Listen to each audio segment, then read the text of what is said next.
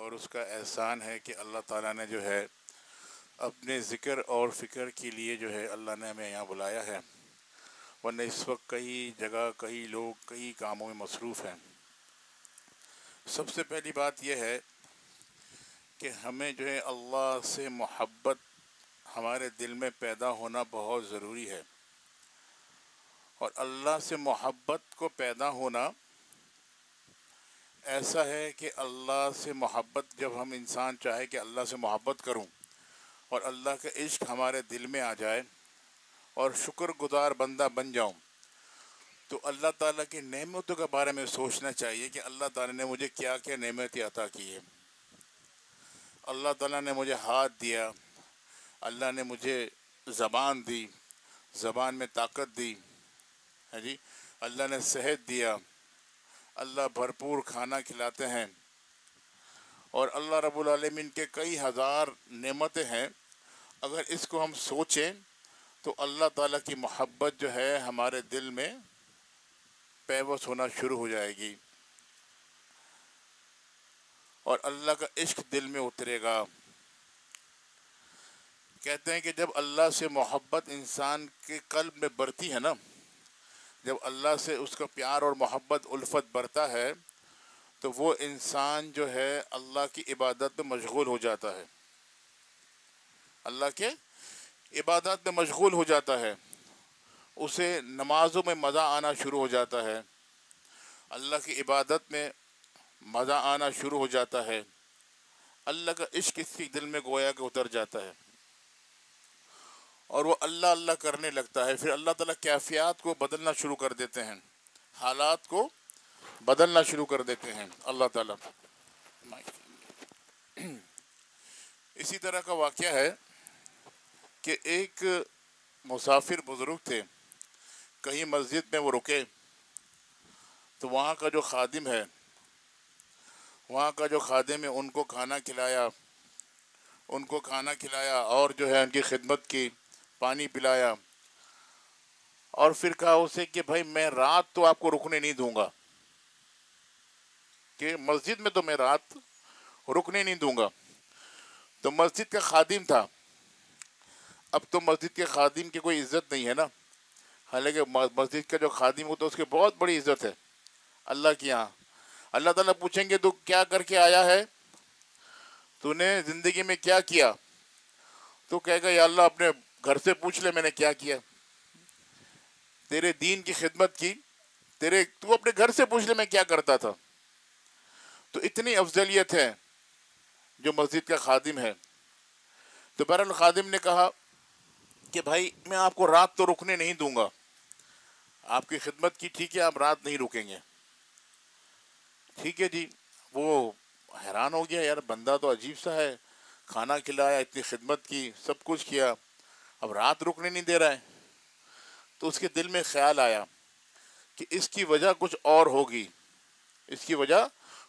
ہوگی، ہمارے دل میں تو آج کل ایسے شیطان نے وسوسات ڈالا ہوا ہے، ایسی چیزیں دل کے اندر ڈالی ہوئی، صحیح گمان دل میں آتا ہی نہیں، نیگیٹیوٹی اتنی آ گئی ہے دل کے اندر کہ ہم برا جلدی سوچ لیں گے، اچھا تو ذہن میں آتا ہی نہیں۔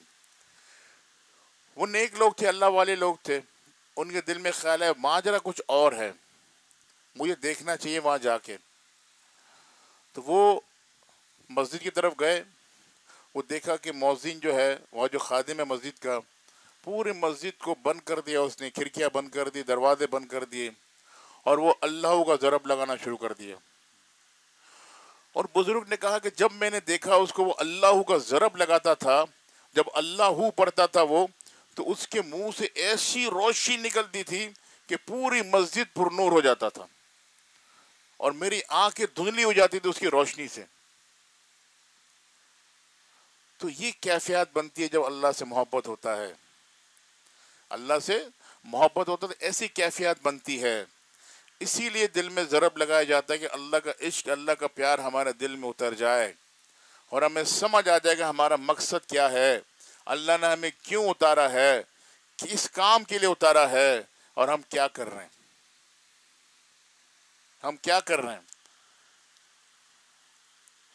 تو اللہ تعالیٰ کیفیات کو بدلتے ہیں، حالات کو بدل دیتے ہیں.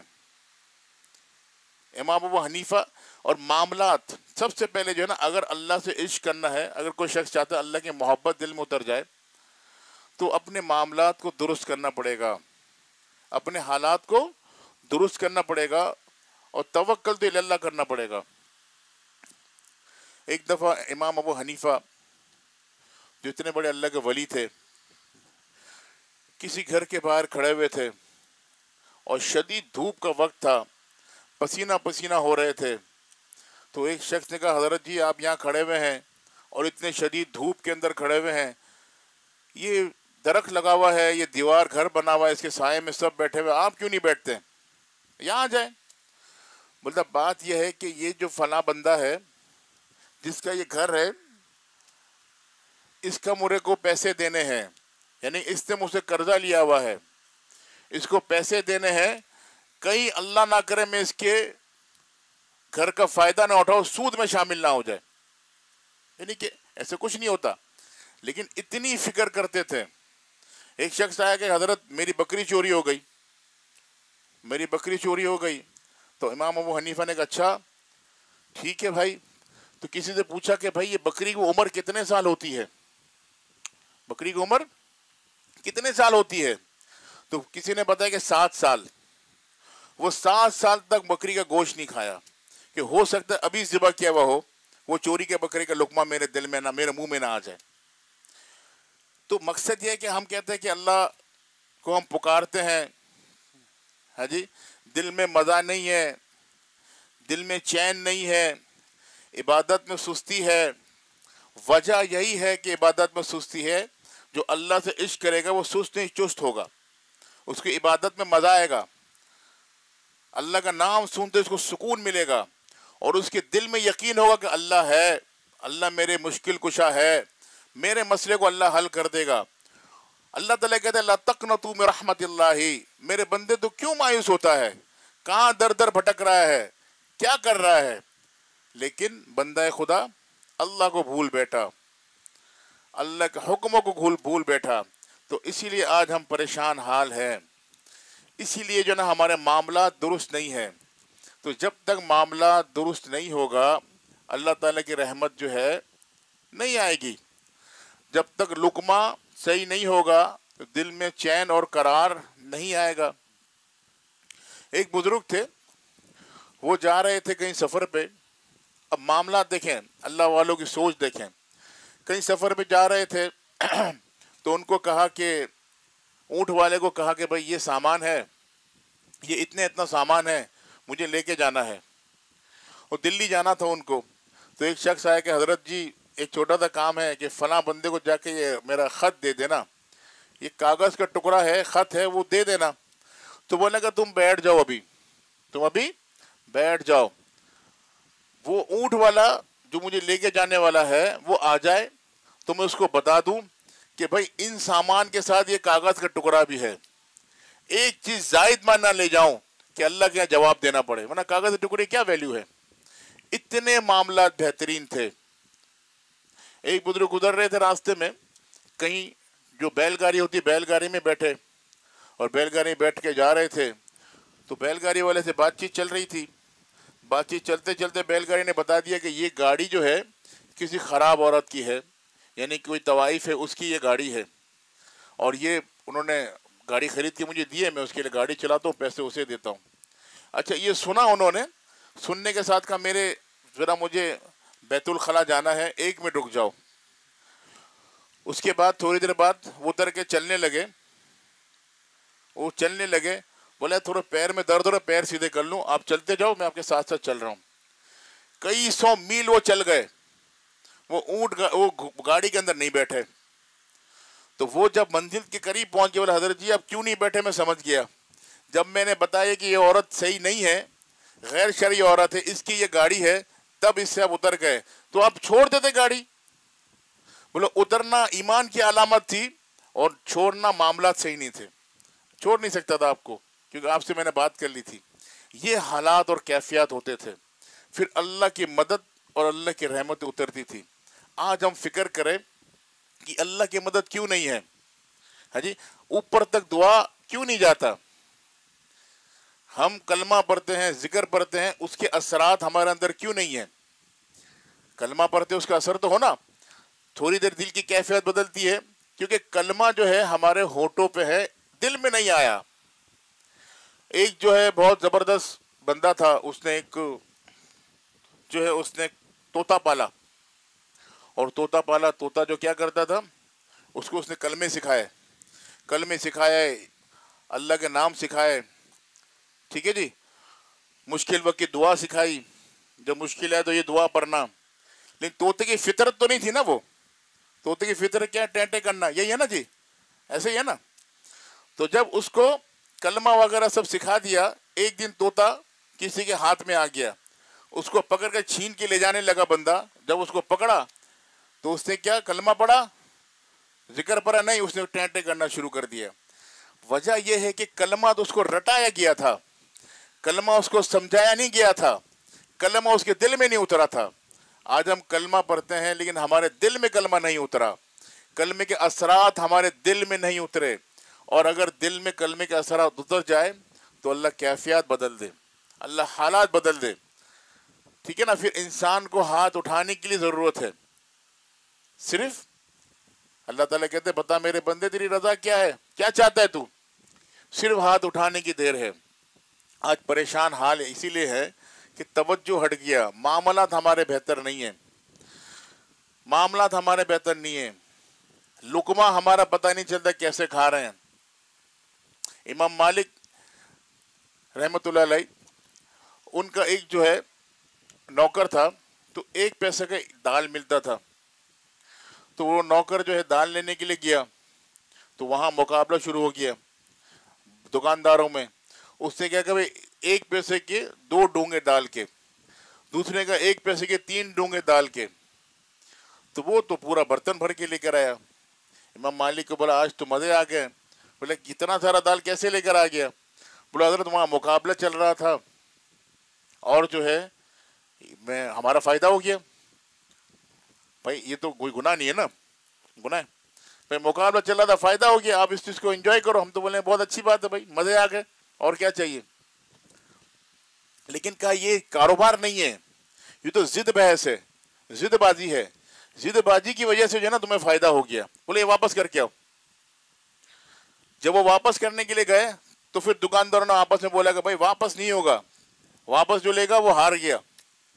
اب بولا حضرت جی اب تو معاملہ بالکل کلیئر تھا، معاملہ کلیئر تھا کہ بھائی حضرت وہ تو واپس بھی نہیں لے رہے، لیکن انہوں نے کہا کہ تم جا کے کھڑے ہو جاؤ، اور کھڑے ہو کے مسجد کے باہر اعلان لگاؤ۔ بھائی یہ ضد بازی میں جو ہے نا، یہ دال زیادہ آ گیا، کسی کو چاہیے تو لے جائے، کوئی لینے والے نہیں تھے 1 ہفتے تک، ایسے معاملات تھے سب کے۔ آج ہمارے معاملات بگڑ گئے، حالات بگڑ گئے، ہاں جی، اللہ کو ہم بھول گئے، اللہ کو ہم بھول گئے۔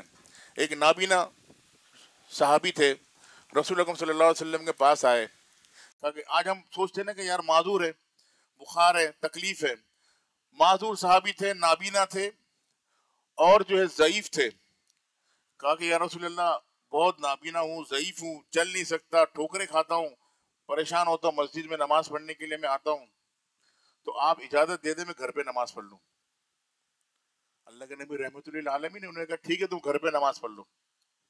اب جبریل امین فوراً آ گئے کہ یا رسول اللہ آپ نے تو ان کو بول دیا گھر پہ نماز پڑھنے کے لیے، لیکن ان جیسوں کی وجہ سے کئی لوگوں کی نماز قبول ہوتی ہے، یعنی کہ ان کے نماز پڑھنے کی وجہ سے جو مائنس میں چل رہے وہ پلس ہو جاتے ہیں، ان کی وجہ سے جو جن کی نماز قبول نہیں ہونے والی ہوتی ہے اس مسجد میں آتے اللہ تعالیٰ ان کے نمازوں کو قبول کر لیتے ہیں۔ اللہ کے نبی نے ان کو بلایا، اچھا بات سنیں؟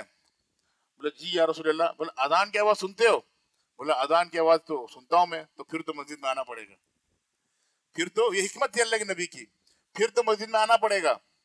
یعنی کہ اللہ جب انسان پریشان ہو کے اللہ کے سامنے جھکتا ہے، جب اللہ کے سامنے گر گراتا ہے، اس گر گراٹ کی وجہ سے دوسروں کے مسئلے اللہ حل کرتے ہیں، دوسروں کے نماز اللہ قبول کرتے ہیں۔ اللہ تعالی ہمیں اس چیز کی سمجھ عطا فرمائے، اور اللہ رب العالمین ہمارے دل میں ایمان اور اللہ کی محبت، صحابہ کی محبت اور صحابہ کی عظمت ہمارے دل میں اتارے۔ دیکھیں بھائی میں ایک چیز سمجھاؤں آپ کو، एक इंसान 5 वक्त नमाज पढ़े, अल्लाह की इबादत करे, पूरी रात जागे, पूरी रात कायाम करे, दिन को रोजा रखे और अल्लाह के नबी के लिए उसके दिल में मोहब्बत ना हो, तो वो नमाज, वो इबादत फायदेमंद है? नहीं फायदेमंद। और इसी तरह पूरी रात कुरान पढ़ता हो, जिक्र करता हो, सहाबा की मोहब्बत उसके दिल में ना हो, उसका तरीका दिल में ना हो, तो उसका कोई फायदा है? कोई फायदा नहीं है। तो हमने जो है उनकी गुलामी को इख्तियार करना है।